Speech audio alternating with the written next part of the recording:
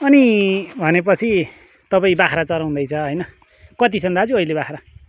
छैन 43 वटा थियो, अहिले त अब 22-23 वटा छ। हजुर मेरो यहाँ आफ्नै ठुल दाइ है बाख्रा चराउँदैछ अहिले चाहिँ यो भालडुङ्गातिर। अब तपाईँहरूलाई भालडुङ्गा भन्ने थाहा छैन, त्यही आफ्नो गाउँलाई मात्रै थाहा छ है, भोजपुर हो भालडुङ्गातिर। ल हेर्नुहोस् यहाँ अब दाइले जे भए पनि अहिले घटाउँदै घटाउँदै कति पुऱ्याउनु भएको छ?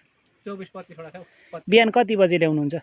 अब बिहान त अब 10 बजे भात टिप्ने बित्तिकै हिँड्नु, यस्तै रहेछ गरिबको जिन्दगी, के गर्नु। हेर्नुहोस् जति हुँदा पनि मान्छेलाई चाहिँ पुग्दैन है। हेर्नुहोस् यो हाम्रो पाहाडमा चाहिँ यस्तै हुन्छ। हेर्नुहोस्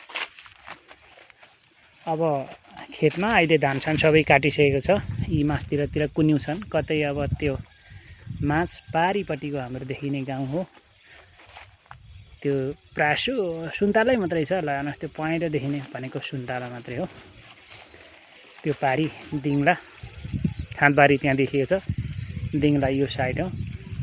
अब यता उँभो भन्नुहुन्छ भने वनले सबै छेकिरहेको छ। प्लस यो भालडुङ्गाबाट मैले यसो भिडियो बनाउँदै गरेको छु है त। हस् त ल, थ्याङ्क यू।